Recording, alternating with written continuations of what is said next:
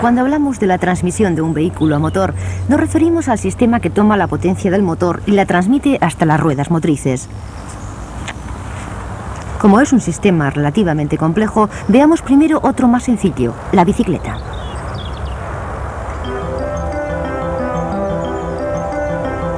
Si comparamos a un ciclista con el motor de un coche, sus piernas son los pistones y los pedales el cigüeñal. La potencia pasa a la rueda trasera por la cadena desde el plato, movido por los pedales, hasta el piñón fijo en la rueda trasera.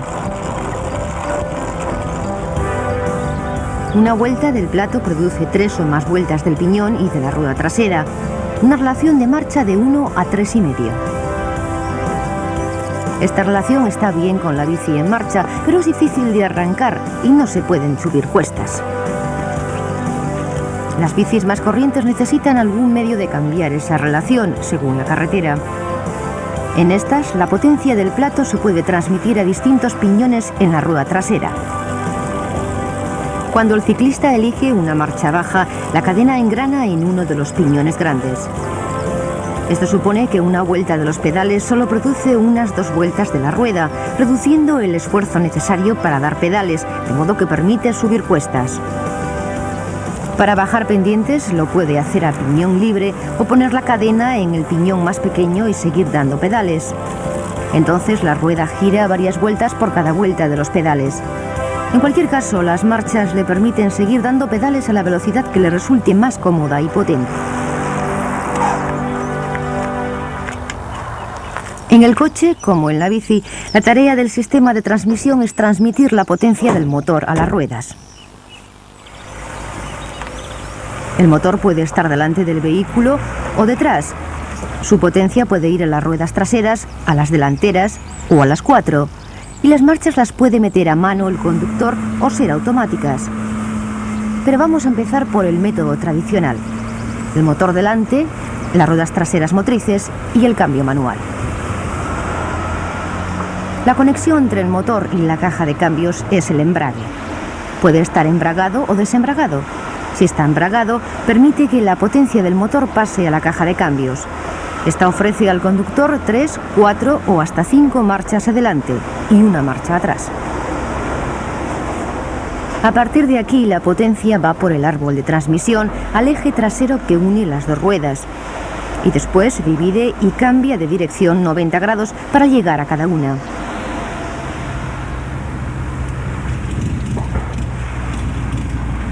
Quizás el mejor modo de entender el sistema de transmisión de un coche sea imaginárselo sin embrague ni caja de cambios.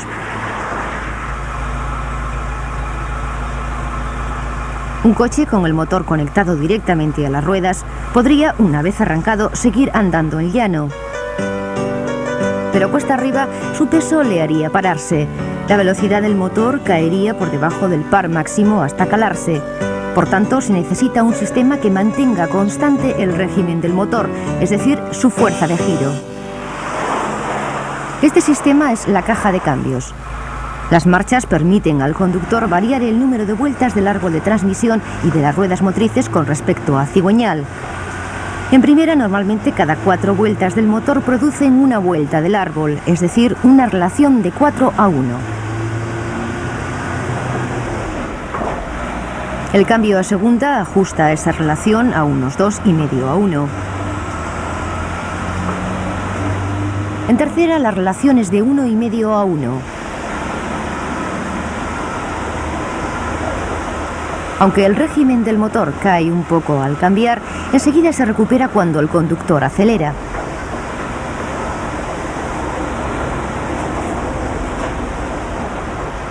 En cuarta, la relación es de 1 a 1. El árbol de transmisión gira a la misma velocidad que el cigüeñal. Como la mayoría de los coches modernos tiene quinta velocidad, la relación de marcha se altera de modo que el árbol de transmisión gira más rápido que el motor. La idea de la quinta marcha es reducir el número de vueltas que tiene que dar el motor para mantener la velocidad de crucero, para reducir el gasto de combustible. Un vehículo sería muy poco práctico si no pudiera ir hacia atrás, aunque sea despacio. El motor no puede girar en sentido contrario. Esto lo hace la caja de cambios invirtiendo el sentido de giro del motor respecto al árbol de transmisión y a las ruedas. La relación es casi siempre como la de primera.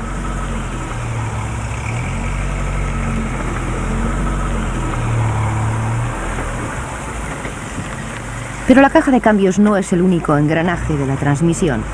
El grupo cónico del eje trasero reduce aún más la velocidad del árbol de transmisión.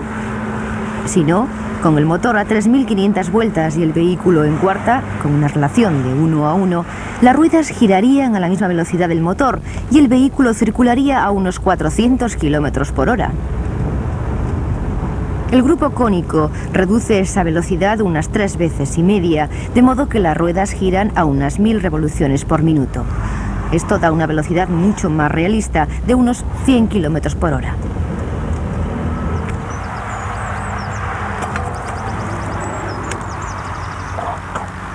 Aunque los sistemas de cambio manual, como el descrito, pueden variar de un vehículo a otro, el número de marchas y hasta las relaciones son básicamente las mismas.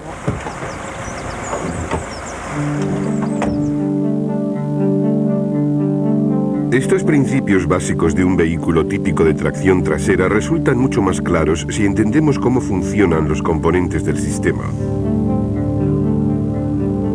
El embrague es la conexión entre el motor y la caja de cambios. El embrague más corriente, el de diafragma, tiene 3 elementos principales. El plato, con forros de fricción en ambas caras. Está situado al lado del volante y, como enseguida veremos, engrana con el eje primario de la caja de cambios. El plato de presión lleva un muelle de diafragma fuerte cuyas puntas señalan al centro del plato. Atornillado al volante de inercia, el muelle empuja el plato fuertemente contra el volante, de modo que ambos giran juntos. El tercer elemento es el rodamiento de desembrague situado cerca del muelle de diafragma en el plato de presión. Este rodamiento sirve para empujar hacia adentro las puntas del muelle de diafragma cuando se pisa el pedal del embrague. Esto elimina la presión del plato, de modo que no gira con el volante. Para ello, el rodamiento se mueve mediante una palanca de desembrague. La unión entre el motor y la caja de cambios es el eje primario de esta, que engrana con el plato del embrague. Las estrías del eje primario permiten que el plato del embrague se deslice a lo largo del eje, sin girar sobre él. La caja de cambios va unida al motor por una carcasa típica de campana atornillada al mismo. En esta carcasa se aloja el embrague y una vez en su posición podemos ver cómo engrana la palanca de desembrague con el rodamiento y cómo se desliza el eje primario por el plato del embrague. Cuando se pisa el pedal del embrague, la palanca empuja hacia adelante y presiona el rodamiento contra el muelle de diafragma, lo que quita la presión del plato del embrague.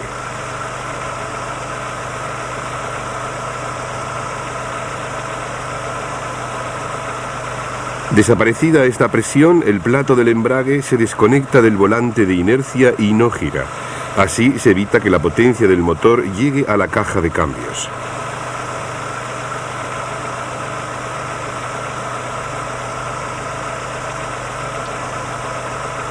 Lo que en realidad sucede es que al pisar el pedal del embrague, el muelle de diafragma deja de hacer presión sobre el plato del embrague.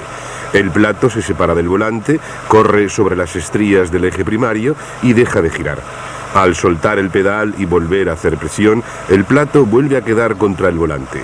El plato gira, el primario de la caja de cambios gira y transmite la potencia del motor.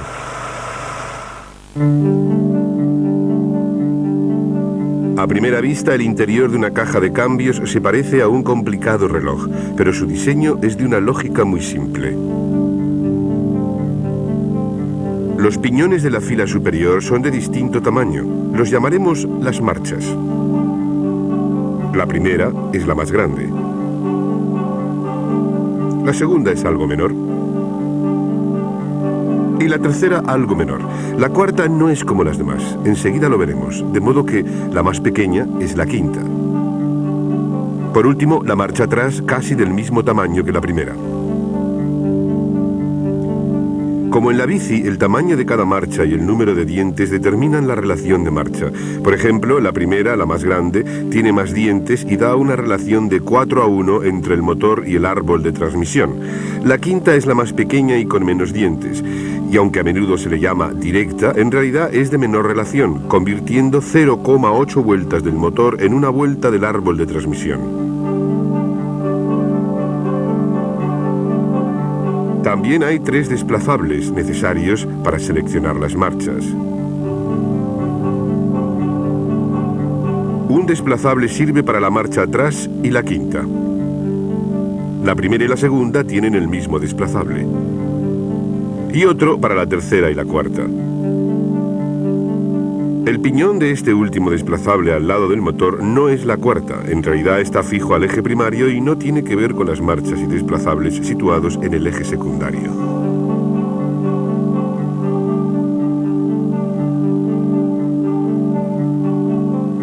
Los desplazables van unidos al eje secundario mediante estrías que les permiten desplazarse, de ahí su nombre, un poco, a derecha o izquierda a lo largo del mismo. Por otro lado, las marchas no van unidas al eje, sino que giran libremente a su alrededor.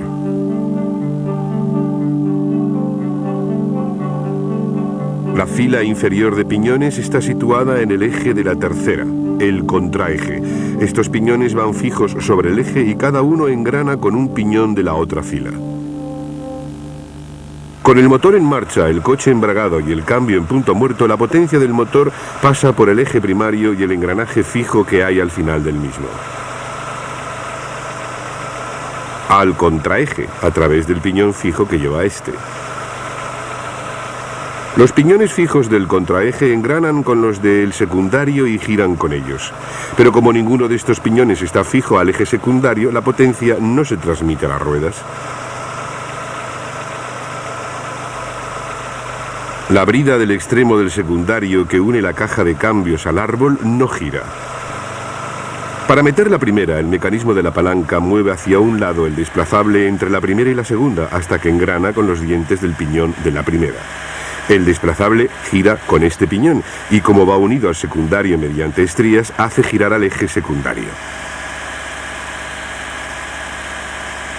De este modo, la potencia del motor se transmite al árbol y a las ruedas motrices.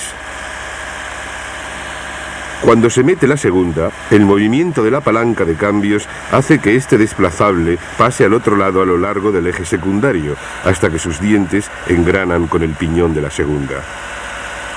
La potencia pasa ahora al eje secundario a través del piñón de la segunda y su desplazable. Como la segunda marcha es algo más pequeña que la primera, gira más rápido. La relación de giro transmitida al árbol y a las ruedas es mayor.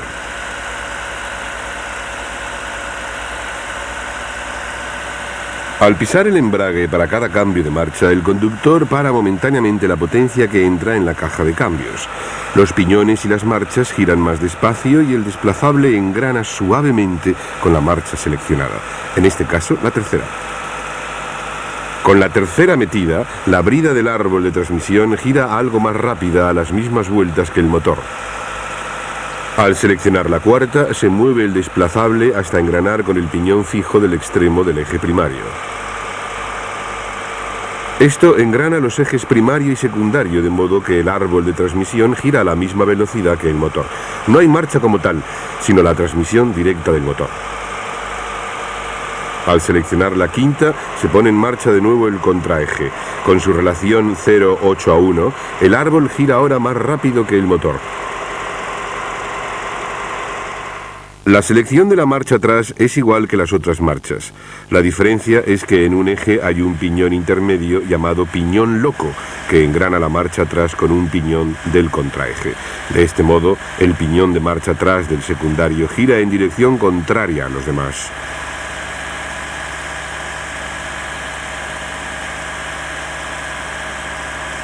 Al meter la marcha atrás, el secundario, el árbol de transmisión y las ruedas giran en sentido contrario.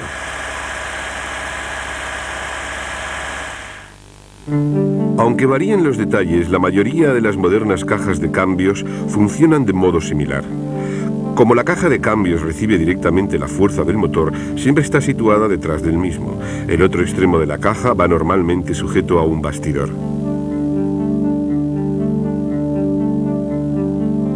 Unido a la brida del secundario de la caja de cambios va el árbol de transmisión que llega hasta el grupo cónico. La mayoría de los vehículos de tracción trasera tienen el árbol dividido en dos, porque uno más largo vibraría más. El árbol de transmisión lleva la fuerza al grupo cónico situado entre las ruedas traseras motrices. En muchos vehículos de tracción trasera, el grupo cónico forma parte del eje trasero único y rígido que sube y baja con la suspensión. Por eso el árbol debe también subir y bajar. Un par de juntas cardan permiten este movimiento.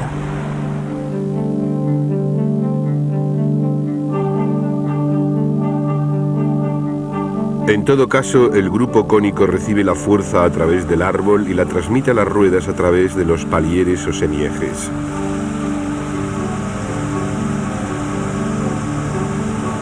En este tipo de eje trasero, los semiejes están situados dentro de la carcasa del eje.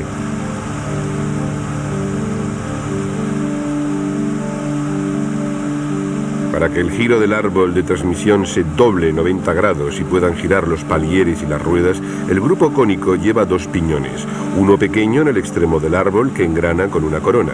La corona va perpendicular al árbol y transmite su giro a los palieres y a las ruedas traseras.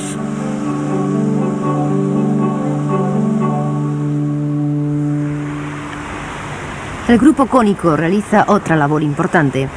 Cuando el vehículo marcha en línea recta, las dos ruedas traseras giran exactamente a la misma velocidad. Pero al tomar una curva, la rueda interior naturalmente gira más lenta que la otra, pues recorre menos camino. Para permitir esto, el grupo cónico tiene un mecanismo especial llamado diferencial.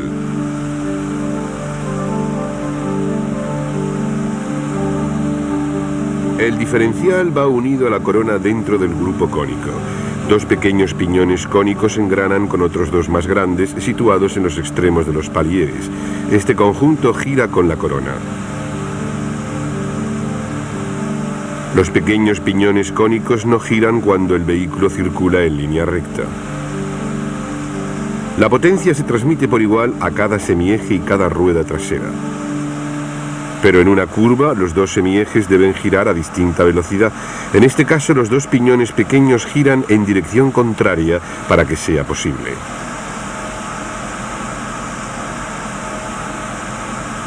En una curva suave, estos piñones giran lentamente, pero en una curva cerrada, cuanto mayor sea la diferencia de velocidad de los palieres, más rápido giran, dividiendo cada vez más el giro de la corona.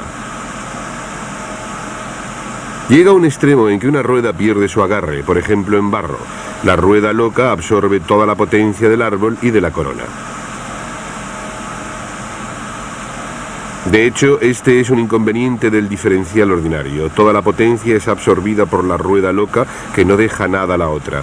Veremos cómo se puede resolver esto en la segunda lección sobre la transmisión. En los coches con suspensión trasera independiente, cuando cada rueda sube y baja con independencia de la otra, no hay un solo eje rígido que se desplace también conjuntamente y tenga que ir unido al chasis. En este caso, cada uno de los palieres o semiejes varía constantemente de ángulo con independencia del otro. Los palieres llevan en cada extremo una junta cardan que permite este movimiento.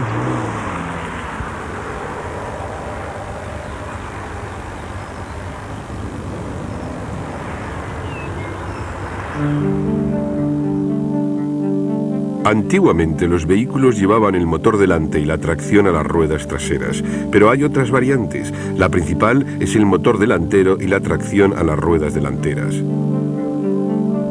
Algunos coches especiales de alta potencia llevan el motor en medio y la tracción trasera. Hay incluso coches de tracción trasera con el motor detrás del eje trasero. Pero la inmensa mayoría lleva el motor delante. De estos, muchos son de tracción delantera. Es un diseño más compacto, ideal para coches pequeños y medianos. En los modernos coches de tracción delantera, el motor se ha girado 90 grados y va en sentido transversal.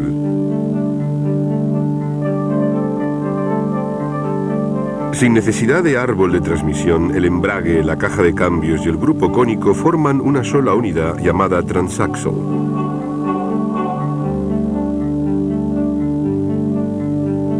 Están exactamente en la misma posición respecto al motor que antiguamente.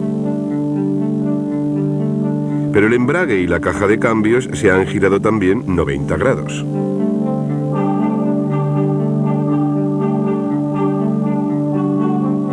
Y el grupo cónico, donde antes en el eje trasero llevaba una corona y un piñón, ahora solo lleva dos piñones, uno en el extremo del secundario de la caja de cambios, pequeño y que engrana con otro mayor, que reduce el régimen del motor y lo transmite a las ruedas.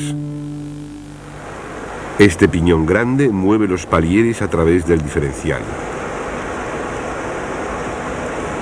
Y a cada lado lleva una junta homocinética que absorbe los movimientos de la suspensión delantera independiente para que no afecten a la velocidad de giro de las ruedas. También hay otra junta homocinética entre cada palier y su respectiva rueda delantera que permite que la suspensión se mueva y que el sistema de dirección pueda girar las ruedas.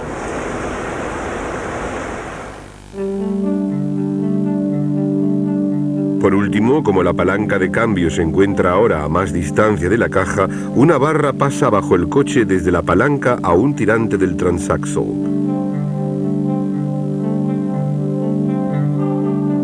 Esta disposición hace que el cambio sea suave, fácil y muy preciso.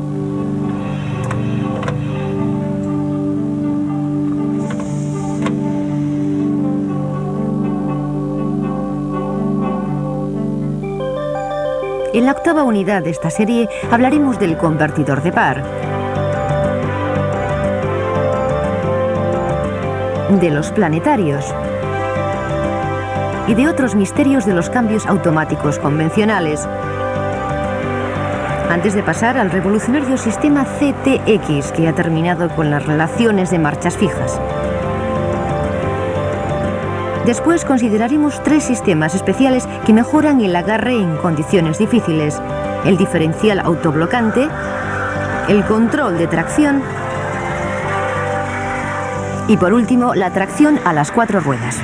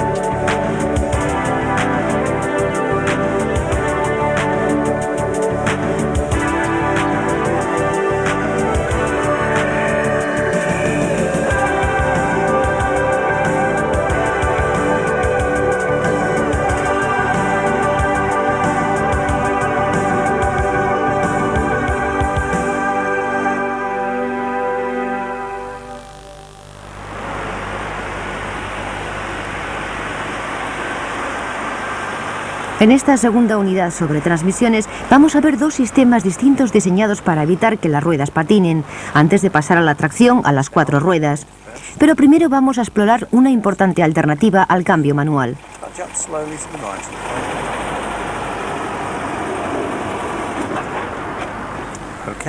Uno de los principales problemas de los vehículos con cambio manual es que si circulan despacio en una marcha alta, el motor se cala. Esto es porque en cada marcha hay una velocidad mínima del coche a la que el embrague sigue embragado. Incluso en primera se puede calar el motor. Para ir más despacio sin que se cale debemos hacerlo a medio embrague, dejando que patine pero que siga mandando el giro del motor a la caja de cambios.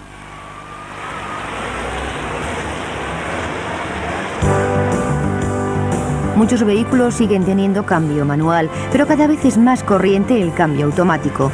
Un mecanismo que cambia de marcha solo y por tanto no necesita ni embrague ni la palanca convencional. Probablemente por lo cómodo que resulta no tener que cambiar de marcha continuamente con tráfico lento.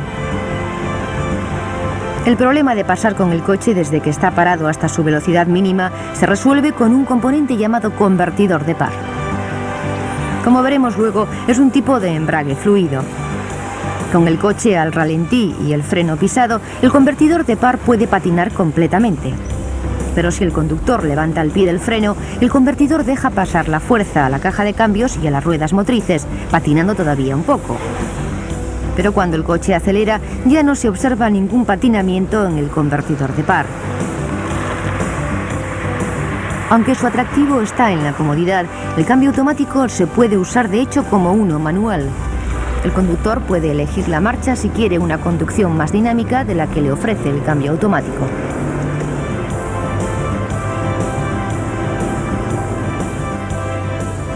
Pero la flexibilidad del cambio automático requiere un mecanismo mucho más complejo y por tanto más caro que el cambio manual convencional.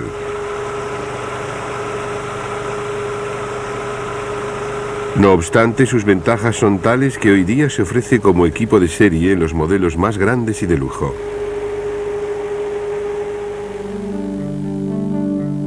Un buen ejemplo de moderno cambio automático de tipo convencional es el A4LD de Ford.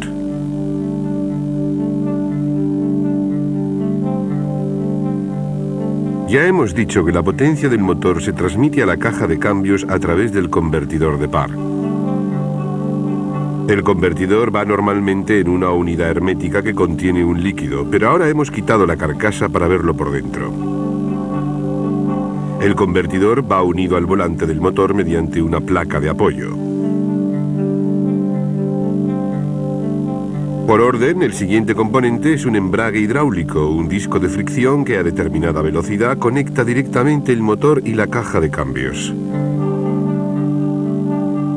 El siguiente componente es la turbina, situada cerca del embrague. También lleva un reactor de paletas muy curvas.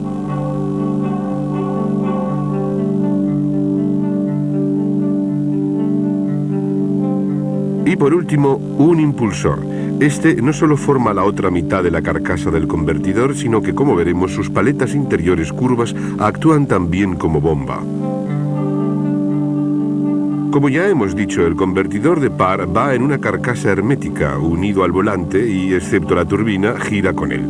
La turbina, aunque va dentro del convertidor, en realidad va unida a la caja de cambios, concretamente al eje primario, y no está accionada directamente por el motor. La caja de cambios y su carcasa de campana van unidas al motor, de modo muy parecido al del cambio manual. Una vez conectadas, vemos que mientras el motor puede hacer girar al cuerpo del convertidor de par, la turbina no tiene por qué hacerlo necesariamente. El convertidor de par contiene aceite de cambios automáticos. El impulsor, que gira con el motor, bombea este aceite hacia el motor y las palas de la turbina. Con el motor a bajo régimen, la fuerza del aceite no influye en la turbina, pero a medida que aumenta el régimen, el impulsor gira más rápido, aumenta la fuerza del aceite sobre la turbina y ésta se pone en movimiento. La fuerza del motor llega entonces a la caja de cambios. La potencia del motor aumenta por el aceite que, impulsado por la turbina, choca con las palas curvas del reactor. En vez de girar por la fuerza del aceite, el reactor no gira porque lo sujeta el embrague. Las paletas mandan de nuevo el aceite al impulsor por un camino distinto al del aceite que procede del mismo, hasta que la turbina gira al 90% de la velocidad del impulsor, momento en el que el reactor gira con el impulsor y la turbina. Es un sistema eficaz y fiable, y gracias al reactor no patina tanto ni pierde potencia a bajo régimen como los primeros cambios automáticos. En el cambio manual, las marchas se engranan gracias a los piñones de distinto tamaño, pero en un cambio automático las cosas son algo distintas. Las marchas se engranan gracias a un juego de planetarios.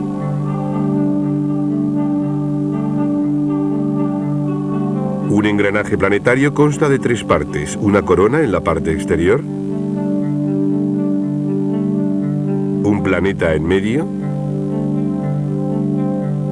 y entre la corona y el planeta los satélites montados en un portasatélites, pudiendo girar sobre su eje y alrededor del planeta. Con un solo engranaje planetario se pueden conseguir 4 relaciones de marcha. En la primera marcha adelante, la más parecida a la primera de un cambio manual, la potencia del motor llega al planeta.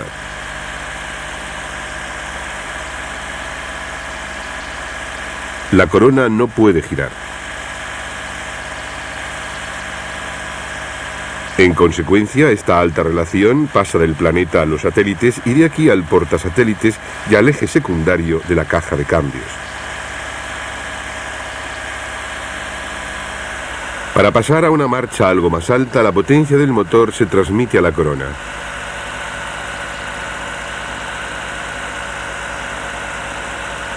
En este caso, el que no gira es el planeta.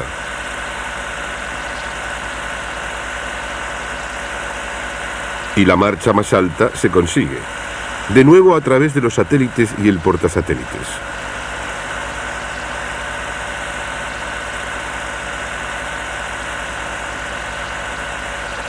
Para conseguir la marcha adelante más alta, la potencia del motor pasa a la corona y además al planeta.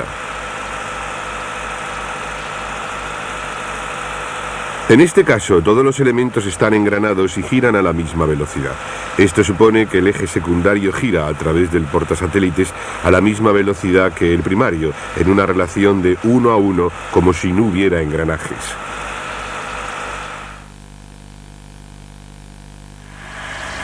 Para la marcha atrás, la potencia del motor pasa al planeta.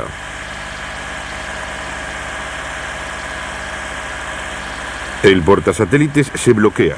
Los satélites invierten el giro del planeta de modo muy similar al piñón loco del cambio manual y la corona transmite este giro inverso.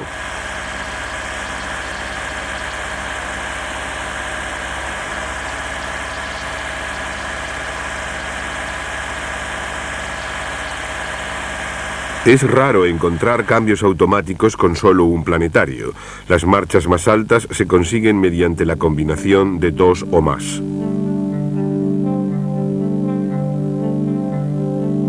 Cada uno lleva un planeta central.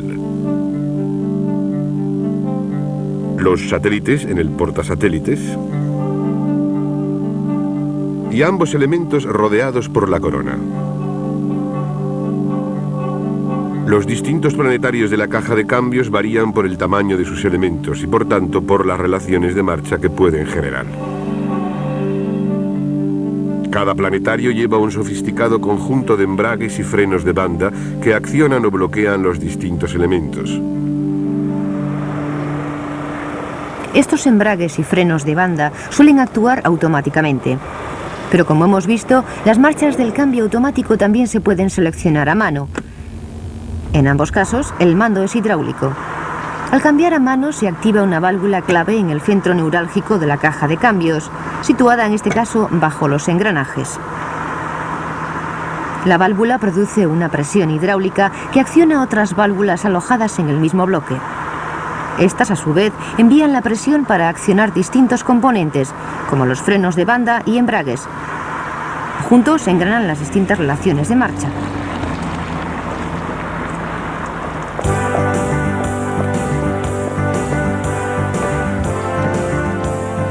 Tradicionalmente el cambio automático se montaba en los coches más grandes y potentes. La pequeña pero clara pérdida de potencia a bajo régimen por el patinamiento del convertidor de par y el impacto que tenía sobre el consumo se consideraban aceptables en esos coches. Pero la demanda de cambio automático en los pequeños coches familiares planteó a los ingenieros superar el problema del patinamiento. Esto se ha conseguido en los últimos años con el desarrollo del CTX, caja de cambio de variación continua. Conducir un coche con CTX puede parecer algo extraño al principio. Con un cambio automático convencional se puede oír el paso de una marcha fija a otra.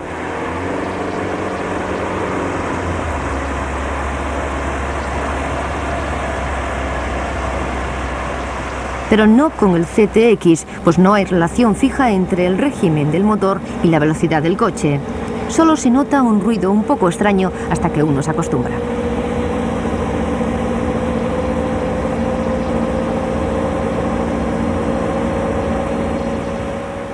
En el cambio automático convencional, el efecto inhibidor producido al pisar el pedal del acelerador a fondo hace que se reduzca una marcha.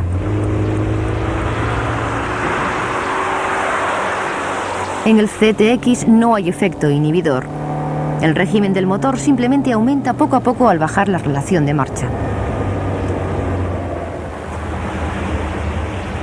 Al decelerar, un coche con CTX suena muy distinto, pues el régimen del motor baja más rápido que la velocidad del coche.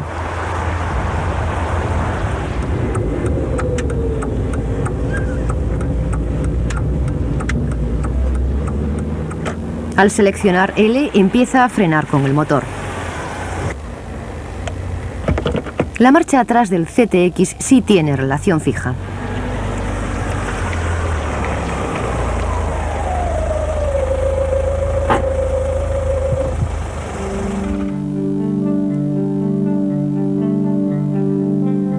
Por fuera, el CTX se parece mucho a un cambio manual. Su posición en el vehículo es la misma. Su grupo cónico mueve los palilleres de las ruedas delanteras de modo muy similar. Al funcionar, algunos parámetros son muy parecidos a los de los cambios automáticos convencionales, pero hay muchas más diferencias en el CTX. Para empezar, no lleva convertidor de par. La potencia del motor pasa directamente al eje primario, que la transmite a un solo planetario. De aquí salen solo dos marchas, adelante y atrás. También tiene solo dos embragues hidráulicos, uno para marcha adelante y otro para la marcha atrás.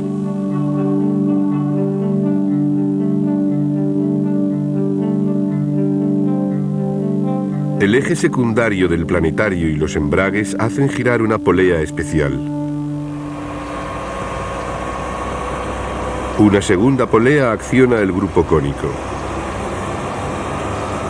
Ambas van conectadas mediante una correa especial de acero.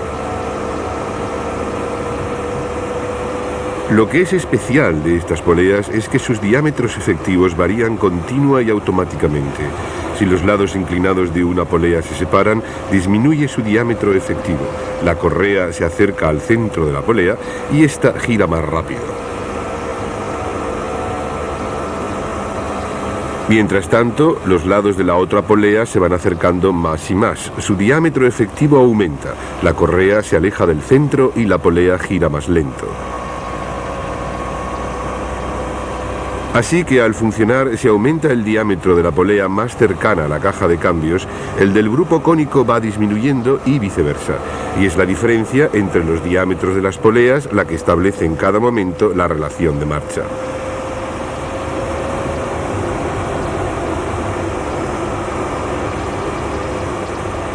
De modo que son como dos piñones que aumentan y disminuyen de diámetro. Eso hace que exista un número infinito de relaciones de marcha, que varíe la relación continuamente, como su nombre indica. Como hemos visto en la unidad anterior sobre la transmisión, dentro del grupo cónico hay un diferencial que permite que las dos ruedas giren a distinta velocidad al tomar una curva. Pero eso puede ser un problema con el firme resbaladizo. Por ejemplo, si una rueda patina en el barro, puede absorber al patinar toda la potencia. Por esta razón, muchos coches llevan un mecanismo más complicado, un diferencial autoblocante que impide que eso suceda. Como el diferencial clásico, el autoblocante va montado en el grupo cónico entre las dos ruedas motrices. Una unidad hermética contiene en este caso 43 discos finos dentados. Cada disco alterno va unido a la rueda derecha o a la izquierda. Si el coche circula recto, todos los discos giran a la misma velocidad. Pero en una curva, si las ruedas giran a distinta velocidad, cada disco gira a distinta velocidad también. Todos los discos están sumergidos en un gel viscoso que no afecta la velocidad de giro cuando lo hacen juntos o casi a la misma velocidad. Pero si los discos de una rueda giran mucho más rápido, como cuando la rueda empieza a patinar, aumenta la fricción, lo que limita la diferencia de velocidad y el patinamiento de la rueda. Un sistema muy ingenioso, aún más eficaz para evitar el patinamiento, es el control de tracción.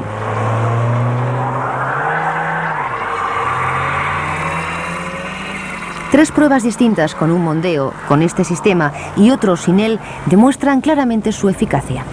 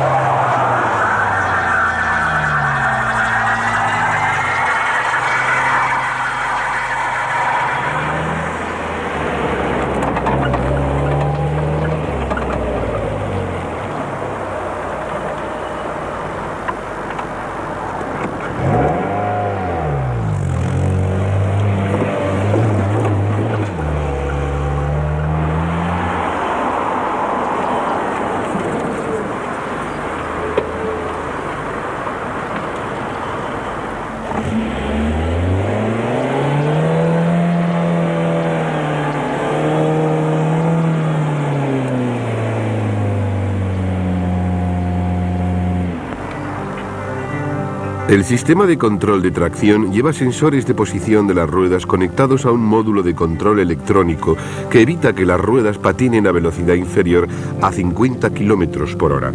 Cuando el conductor conecta el sistema, el módulo recibe señales de los sensores de las ruedas. Si una rueda empieza a patinar, un mando hidráulico accionado por el módulo aplica varias veces el freno a esa rueda hasta recuperar su tracción. A más de 50 km por hora, el sistema actúa mediante una unidad de control situada en el motor, directamente sobre la mariposa.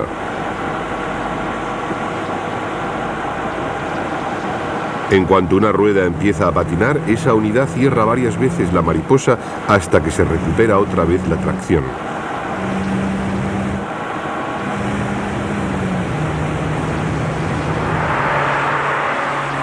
Otro método de transmitir la potencia del motor a la carretera es la tracción a las 4 ruedas, tracción total o 4x4. Al acelerar, el peso del coche se desplaza hacia atrás y al frenar hacia adelante o a los lados en las curvas. Por eso puede haber momentos en que los coches con tracción a 2 ruedas no tengan suficiente peso en las ruedas libres para que agarren.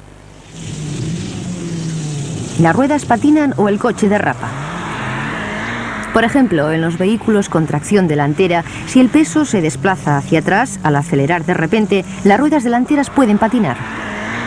Esta posibilidad se reduce si la potencia se transmite a las 4 ruedas y por eso desde hace mucho los coches de rallies y de raids son 4x4. Pero recientemente esta opción se ha hecho popular en los coches normales, pues les proporciona en general mejor agarre. En estos coches la potencia del motor va a las 4 ruedas. Tradicionalmente la tracción total se asociaba a los vehículos todoterreno. Circulando por barro o nieve a baja velocidad es mejor que se agarren las 4 ruedas que solo 2. En estos vehículos el conductor puede cambiar a tracción a 2 ruedas o a las 4, según las condiciones.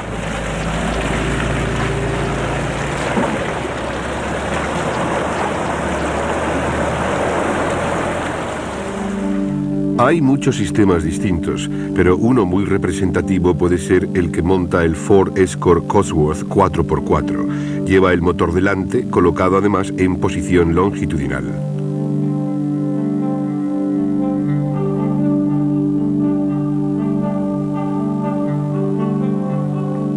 Como en los coches con motor delantero y tracción trasera, la potencia del motor llega a las ruedas traseras a través del cambio y el árbol de transmisión. Hasta aquí, todo muy parecido.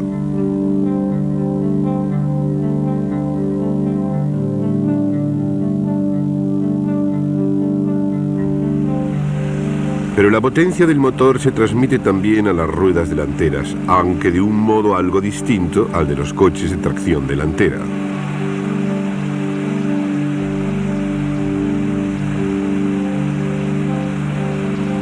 Al lado del motor lleva un segundo grupo cónico. Las ruedas delanteras son movidas directamente desde ese grupo.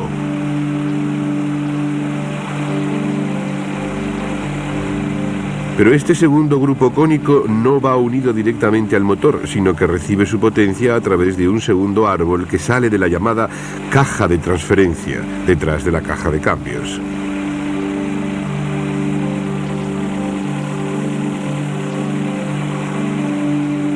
Esta caja contiene un diferencial autoblocante especial que equilibra continuamente el agarre entre las ruedas delanteras y traseras, ofreciendo la mejor tracción posible. Los avances en los modernos sistemas de transmisión han reducido las necesidades de revisión. El embrague de muchos coches con cambio manual es autoajustable. Antiguamente había que ajustarlo al irse desgastando. La caja de cambios, manual o automática, no es probable que necesite más que mirar el nivel de aceite de vez en cuando.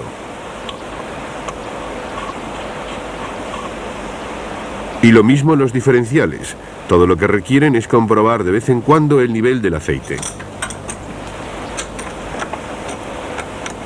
En una caja manual transaxle, quizá haya que ajustar la barra de la palanca de cambios.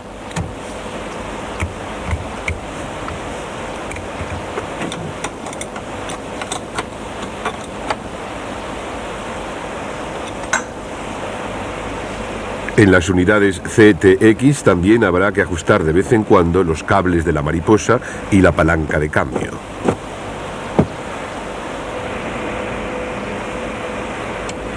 Pero solo es cuestión de minutos.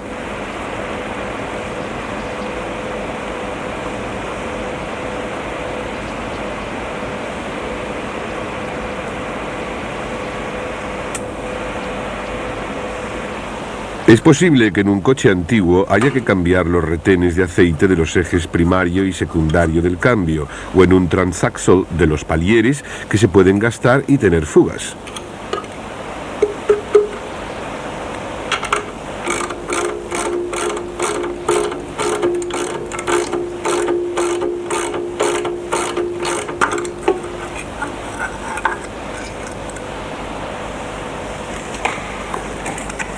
En general, los palieres y árboles de transmisión no necesitan revisión.